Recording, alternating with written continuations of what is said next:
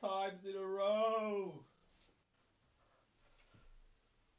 Football? What's football? I'm actually a cricket player. G'day guys and welcome back to your English Aussie. Today I'm going to run through all the stats for the best defenders, midfielders and forwards by each of the price points, including all of the DEFCON data pulled directly from the FPL website API. So strap on your boots and let's dive straight into the video.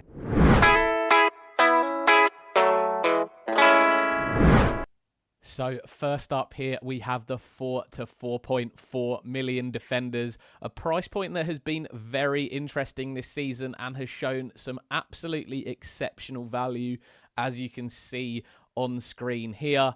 Of course, as I always mention, I've got a few different things on screen here that I want to talk through. You can see the clean sheets, goals, assists, expected goals per 90, expected assists per 90, expected goal involvements per 90, value, which is effectively points divided by price point, and value PM, which is value per minute played, to help give an indication of players who maybe have played a few less minutes but have started to come into the team and that are also good value. So looking at that, we also have defensive contributions per 90, DC per 90, and BBPS, which is the baseline bonus point system per match. So this is baseline bonus, excluding goals, assists, and clean sheets. So the players that have higher BBPS are the players that are more likely to pick up a bonus point if their team do keep a clean sheet or they get an assist or a goal on as a additional thing that they have managed. So you can see those with higher BBPS tend to be those with the higher bonus points. So first up on this list to talk about, we do have Mukiele and Alderete of Sunderland. As we have spoken about so far this season, Sunderland have been excellent defensively, have been able to keep clean sheets, managed a fantastic 2-1 win over Chelsea this week, a huge win for them, into the top 4 in the table. A brilliant result for Sunderland. And defensively, they have been very solid this season. Mukiele and Alderete going up to 4.1 million. I do think their main threat from set pieces is, however, Dan Ballard. However, he is up at 4.5 million. You will see him on the next page. I think if you are going for a Sunderland defender, Dan Ballard is probably the best one to pick. However, if you are looking for a cheaper price point, then both Mukiele and Alderete here are really nice picks. I'd expect Mukiele to move over to right back and Alderete and Ballard to play at centre back, given that Mukiele also has that humongous long throw to throw in for Sunderland. Another guy on the list here, Joe Rodon of Leeds, obviously picked up another goal this week for Leeds. Seems to be targeted for set pieces. However, Joe Rodon, I think, has only scored around 3 goals in his career for Leeds. So I am not expecting that to continue to go on. But with the way set pieces are going so far this season and have been such a big thing in the Premier League, Joe Rodon could be a really nice price point pick at 4.1 million. Another one to look at on this list here is Josh Achimpong of Chelsea. Started again for Chelsea last week, and if he does manage to start over Tosin a little bit more consistently or break his way into that Chelsea back 4 or 5, Achimpong at 3.9 million for this fixture run that Chelsea go on from game week 11 is absolutely unbelievable value, and someone that if you are looking for a budget enabler on the defence might be a really nice pick for you. So moving on to the defenders, 4.5 to 5.4 million defenders. And a quick reminder, if you have been enjoying this so far, please remember to like this video, subscribe down below to the channel. It does really help a small channel like mine continue to grow. Right at the top here, then, we do have, obviously, Van de Ven of Tottenham with a ridiculous 23-point haul this game week. Congratulations if you did own him. Obviously, Tottenham struggled a little bit before this week at home. So a really nice result for them, and 2 goals from Van der Ven just shows how important that goal-scoring defenders can be, along with all the talk that we've had around DEFCON this season. On Van der Ven, I do think that Spurs are running into a little bit of a trickier fixture run going forwards now. They have Chelsea and Man United, then Arsenal in 12 and Newcastle in 14. All quite difficult fixtures with the form a lot of these teams are in. Coupled that with the defensive contributions being per 90 being quite low at 6. He isn't someone that I'd be looking at bringing into my team at this stage. Obviously, for those of you that do own him, not someone to be moving out after a 23-point haul and having that goal threat. Senesi's the first one up on this list that I think just has excellent DEFCON per 90 at 12.76, continues to return, continues to pick up points. Another clean sheet for Bournemouth as well, who have been very good defensively and do have some nice defensive fixtures from game week 11 onwards. Matty Cash is one that I would like to speak about on here. We've spoken a little bit just before about Van der Ven and goal-scoring defenders. Obviously, they are really important. They do give you the ability to pick up really good hauls if they play for teams that can also keep clean sheets. Matty Cash, 2 goals so far for Aston Villa, who do go on a nice fixture run from game week 12 onwards. Perhaps Matty Cash is someone to keep an eye on at 4.6 million as maybe one of your 4th or 5th defenders in a rotation.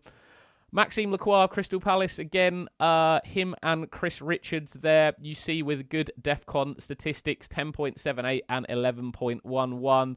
Richards a little bit cheaper, maybe saving you 0.6 million, might be worth going for over Lacroix just to save some money.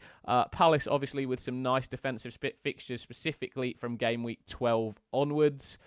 And Dan Ballard, as I spoke about before, actually 4.6 million. Defensive contribution per 90 statistics, very large there, but that is also due to the fact that he's only started 4 games for Sunderland so far this season due to injury. He'll be back in that Sunderland lineup consistently for the rest of the season and will be starting for them. And finally, Joaquin Anderson of Fulham. Obviously, if he can come back to fitness for Fulham, is still a nice pick for a nice little fixture run Fulham go on for the next 3 game weeks. One other person just to keep an eye on in this section is Reece James of Chelsea at 5.5 million now. He does still have that ability to be explosive, and he is on set pieces and free kicks for Chelsea. We've seen how important those can be so far this season for midfielders and defenders, for those that are going to be high point scoring. So keep an eye on Reece James there as this Chelsea fixture swing comes into effect from game week 11. He could really be someone that would be a big differential in the side. Moving on to the expensive defenders, and top of the list, of course, are the 3 Arsenal defenders, Gabriel, Timber and Calafiori. Gabriel, by far and away the best defender at the moment that you could possibly pick. Look at his BBPS there. Every time he does something, he's going to be getting the max bonus. Defensive contributions per 90 at 9.33. Really nice for someone who we didn't expect that to be a big part of his game. Fantastic value up there at 10.63. 1 goal, 1 assist, 6 clean sheets for Arsenal. And he is definitely a threat for goals and assists off corners and set pieces. Jurriën Timber, probably the second best for Arsenal for me there. Again, really attacking up that right-hand side with Saka. I've spoken a lot about that triangle that he often has with Odegaard when Odegaard is in that team. But he does go overlapping, underlapping with Saka, gets into some great positions in the box and would be my second favourite Arsenal pick. Calafiori recently has started inverting into that central midfield role for Arsenal, picking up the ball on more occasions. However, just hasn't been able to show that offensive threat that the Timber and Gabriel have been doing, as well as his DEFCON per 90 not being so high and baseline BPS being quite low, meaning he's unlikely to pick up the bonus points in the games where they do keep clean sheets and nothing else occurs. Finally, Daniel Munoz in that top 4. I think he is probably my number 2 pick after Gabriel at the moment. Someone I'd definitely been looking to get into your side and could be unbelievably explosive. Watching Palace play at Selhurst Park, he just gets into the most ridiculous attacking positions. His expected goal involvement per 90 at 0.3. one of the highest of all the consistently playing defenders on this list, and that is not overly inflated either by big chances or big goals. He is consistently picking up those expected goal involvements game to game, and I think if there is a game where he manages to get a goal, he could get a clean sheet and could be one of those defenders that could pick up a 20-pointer. He does have the ability to occasionally pick up the defensive contributions as well. I think Daniel Munoz is a must-have in your fantasy team as well at this moment. Couple of other people to keep an eye on. Cucurella of Chelsea at 6.1 million. Again, with Chelsea's nice fixture run coming up, he's a goal-scoring defender. He does have that ability to keep the clean sheets as well. Does have the potential for those big hauls if you are looking for a couple of ones that are not DEFCON only. Virgil van Dijk of Liverpool. Liverpool obviously struggling defensively at the moment. I haven't seen them play for the last 4 games. I'm not sure they've actually had any fixtures in the last 4 weeks. But outside of that, really could do with picking up some form at the back. Virgil, obviously a goal threat off those set pieces, hasn't quite shown it in the Premier League, has been scoring in the Champions League, however, for Liverpool. Liverpool do have some really nice fixtures from game week 12. Can they turn it around by then? If you've got him, I'd probably be hanging on to him due to the really nice defensive contribution stats and Liverpool's great fixture run for 12, giving him an ability for clean sheets. Konate, similar. Maybe if you want to save a bit of money, you can go to Konate. At the moment, I think both Liverpool defenders are good for defensive contributions. Konate's has slowly been increasing as the season's gone on, as I've spoken about the different tactical approaches teams have had to playing against Liverpool so far this season. No one else on this list really stands out as nice picks for me. Even Josko Gvardiol at Man City, despite potential clean sheets, there's not much else he's really bringing to the picks. So moving on to the midfielders, and we do have the less than 5.4 million midfielders. Quick shout out if you have been enjoying so far. Please give a like, subscribe down below to the channel. It does really help my channel grow, and I really appreciate all you guys that can help me. So in this price point, there's not that many midfielders to be looking at. I think Granit Xhaka for me is probably the number one. 3 assists so far this season. Brilliant DEFCON stats at 12.22. And the one for me that I think can keep ticking along as we go. Longstaff in there for Leeds as well. On set pieces, corners. Obviously, Anton Stack normally on the direct set pieces. However, he was rested last week for Leeds in what they did change a lot of their team around for their 2-1 victory against West Ham.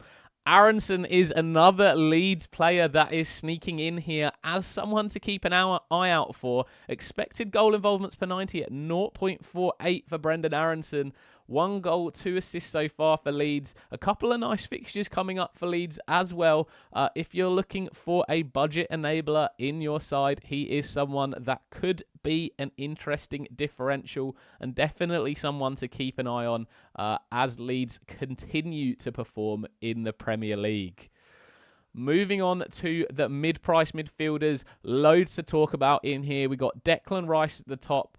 Again, set pieces being such a big thing in the Premier League this season. He's on those 4 assists so far this season. With Calafiori inverting into that central midfield role when Arsenal have possession, it's allowing Declan Rice to get a little bit higher. I think his goal involvements might increase as the season goes on, as he's getting into those more attacking positions for Arsenal. He's definitely someone that I would consider if you're someone that perhaps is coming out of a Gyökeres, doesn't have Saka, and already has a double Arsenal defence as your third Arsenal option. Caicedo for me, unbelievable for defensive contributions per 90, 13.06, one above the 12 required to pick up DEFCON points for midfielders. And nice baseline BPS, which means that he does often pick up those bonus points when not much happens in that game, or he does get a goal or an assist on top of a normal performance. Enzo again for Chelsea, obviously with Palmer out for another 4 to 5 weeks, will be on penalties, is sometimes on set pieces when Reece James is not on them. And with Chelsea's nice fixture run for game week 11, could be quite a nice pick. And Dye is someone that I really like at the moment. I think could be a really fantastic pick for you guys as a little bit of a differential. Defcon at 10.85 is quite nice. He will pick it up every now and again for Everton. A nice baseline BPS as well. 3 goals, 1 assist so far this season on penalties as well for Everton. A couple of nice fixtures for Everton. A reasonable fixture run, a couple of tricky ones in there as well, and Dye could be a nice pick at that sort of mid-price point at 6.5 million. Grealish as well at Everton at 6.9 is someone to keep an eye out for. He has really good baseline BPS, which means that if he does tend to do anything for Everton, he is likely to pick up the bonus as well. So with David Moyes encouraging him to get forwards more and to try and shoot and score more goals, Grealish is definitely someone to keep an eye out for, especially when Everton have nice fixtures. Another one with really nice fixtures is Minte of Brighton, although his finishing and final product does leave something to be desired. He is someone with a fantastic fixture run over the next 5, and Brighton are really nice from an attacking perspective. Ismail Assar of Crystal Palace, someone that I actually wouldn't be buying if I was in your position at the moment. My Crystal Palace picks would be probably a Munoz plus a Chris Richards or maybe a Lacroix and a Jean-Philippe Mateta. My 3 favourite Palace picks, if I had to put my neck on the line, is Munoz, Mateta and Chris Richards, probably in that order. Sarr, for me, is not someone that I would look to bring into the side at the moment for Crystal Palace. He will, of course, also be off to AFCON, so will not be available from game week 16. It will be a bit of a 5 to 6 week pick, so bear that in mind as well if you are considering Sarr into your side. Finally on this list, someone that I'd just like to talk about that just is a little bit interesting from a data perspective is Dominic Szoboszlai of Liverpool. 1 goal, 1 assist. Does take some direct free kicks for Liverpool as well. Only 0.22 expected goal involvement per 90, but also defensive contributions of 12.56. He does tuck in at right back at times for Liverpool as well, which obviously does inflate these figures a little bit. But he does also have brilliant baseline BPS for Liverpool, which means that he's going to continue to pick up bonus points in games that he does do anything in. And he could be a really interesting pick in a Liverpool team, which otherwise we are really looking for who the nice picks are in that squad at the moment. So moving on to the expensive midfielders, another quick reminder, please smash that like button, subscribe down below if you haven't already. Antoine Semenyo, still top of the list for me. 6 goals, 4 assists, 73 points. Unbelievable value for Semenyo so far this season. 9 bonus points. Has picked up Defcon on a few occasions. A must-have in all FPL teams, in my opinion. Brian Mbeumo, of course, 2 goals for Manchester United this week. A really nice performance for him. Are Manchester United back? Is this the old United that we're used to seeing who can compete for top 4, compete for titles?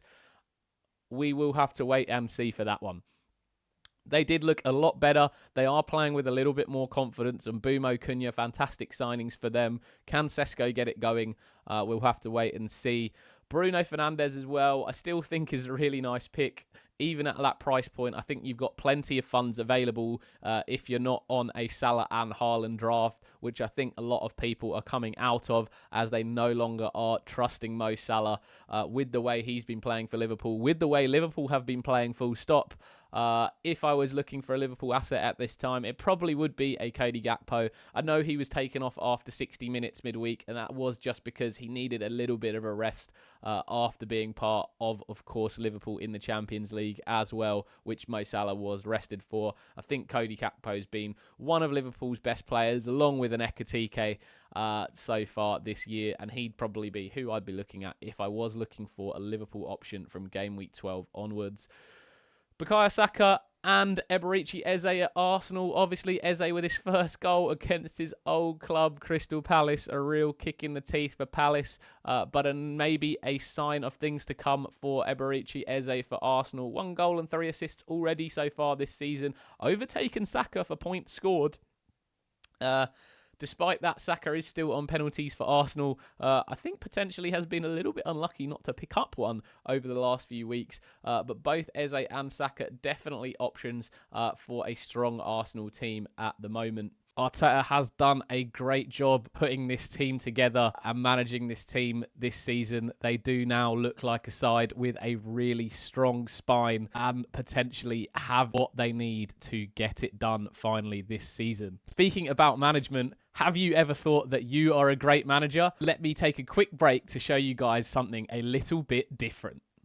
This is Footium, a new online football management game where you actually own your own players, club, and manage the team, competing in daily matches against other managers. You start by signing up on the Footium website with an email address. Once you're in, you can purchase your own club, complete with a badge, a stadium, and a squad of players. You can choose to play for free as a caretaker manager while you understand the game, or buy your own club with a card. Every player has stats that matters, things like stamina, leadership, and which-footedness they are. These aren't just numbers, they affect how your tactics play out on the pitch. You set your formation, pick your lineups, and compete against other managers in daily matches. Win games, climb the divisions, win rewards, and build your football management legacy. And finally, because players are digital assets, that means you can trade them on the marketplace. So you can scout bargains, sell talent, and build a squad that meets your style. So if you're into football management, tactics, squad building, or just want to try something new, check out Footium. I'll leave a link below in the description so you can start managing your own club. Now let's get straight back into the video.